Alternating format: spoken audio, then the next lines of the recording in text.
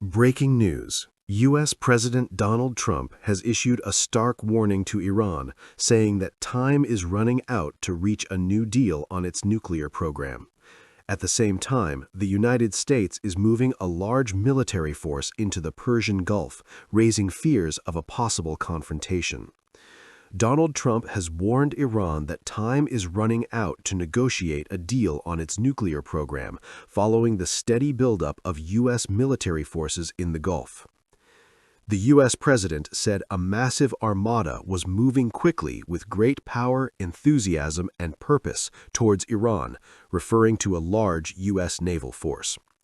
In response, Iran's mission to the UN said Tehran stands ready for dialogue based on mutual respect and interests, but if pushed, it wrote in all capitals, it would defend itself and respond like never before.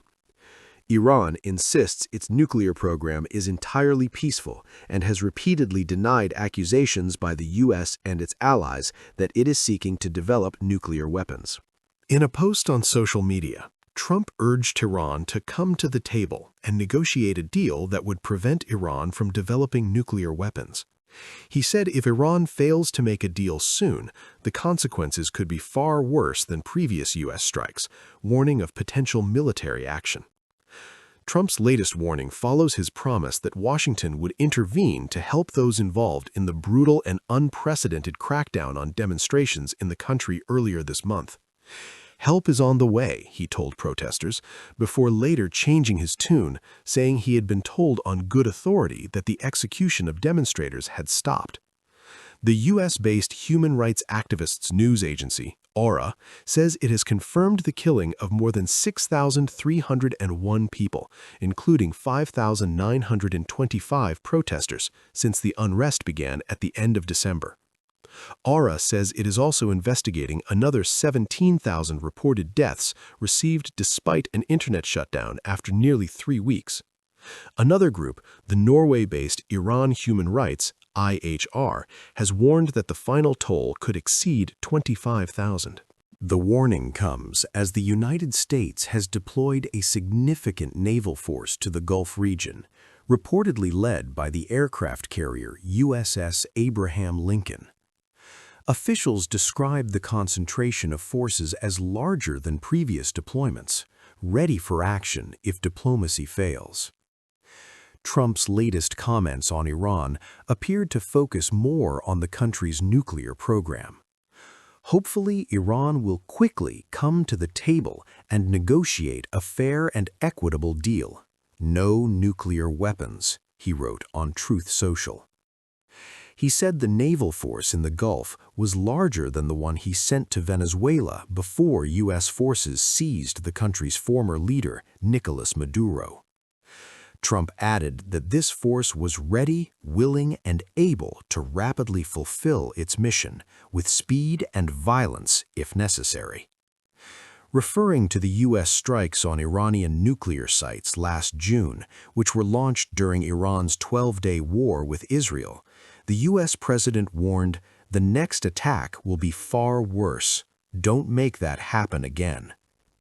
Araghchi responded by saying, Iran has always welcomed a mutually beneficial, fair, and equitable nuclear deal on equal footing and free from coercion, threats, and intimidation, which ensures Iran's rights to peaceful nuclear technology and guarantees no nuclear weapons. Such weapons have no place in our security calculations, and we have never sought to acquire them, he added. Iran's deputy foreign minister, Kazem Garibabadi, said that no negotiations with the U.S. were currently underway, despite exchanges of messages. Iran has rejected negotiating under military pressure, saying it will only talk to the U.S. with mutual respect and without threats. Iranian officials say they are prepared to defend their country if attacked. Bases in Jordan, Qatar, and Diego Garcia in the Indian Ocean have also seen an increase in the number of aircraft arriving. A naval armada led by the USS Abraham Lincoln aircraft carrier has also arrived and is thought to be operating somewhere near Oman, a U.S. defense official confirmed. In the past 2 weeks, the U.S. has surged naval and aerial assets to the region, significantly increasing its regional posture, Megan Sutcliffe, a principal analyst at the risk advisory firm Sibylline, said. Satellite images show that at least 2 U.S. guided missile destroyers and 3 combat ships have been docked in Bahrain for several months. Meanwhile, Tehran has deployed the IRIS Shahid Bagheri, a drone carrier ship which entered service last year just off the Iranian coast, satellite images show. U.S. and European officials, quoted by the New York Times, have said Iran must permanently end all enrichment of uranium, limit the range and number of its ballistic missiles, and stop supporting proxy groups in the Middle East, including Hamas, Hezbollah, and the Houthis, as part of a new nuclear deal. UN sanctions were reinstated on Iran in October after European powers accused Tehran of continued nuclear escalation and a lack of cooperation with international inspectors monitoring the original nuclear deal, which was negotiated in 2015. That deal, agreed with the US, UK, France, China, Russia, and Germany, saw Iran limit its nuclear activities in return for sanctions relief and followed years of tensions over Tehran's alleged covert efforts to develop a nuclear weapon, which it denied.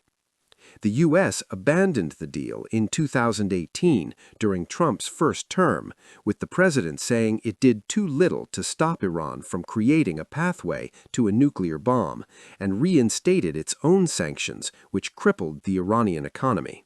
The growing standoff has alarmed countries across the Middle East and beyond, with some regional powers calling for de-escalation and urging both sides to return to diplomacy. Analysts warned that a military conflict could have far-reaching consequences. Tehran retaliated by increasingly breaching key restrictions under the deal, particularly those related to the production of enriched uranium, which is used to make reactor fuel, but also nuclear weapons. The last time the U.S. took action against Iranian nuclear sites was June last year, when it targeted 3 uranium enrichment facilities in Iran: Fordo, Natanz, and Isfahan.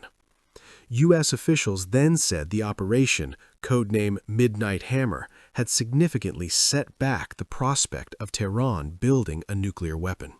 As tensions rise, all eyes are on Tehran and Washington to see whether diplomatic talks can be revived, or whether the buildup of military forces will lead to a dangerous escalation.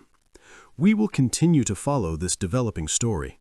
However, Hassan Abedini, the deputy political director of Iran's state broadcaster, claimed that Iran, quote, didn't suffer a major blow because the materials had already been taken out from the facilities.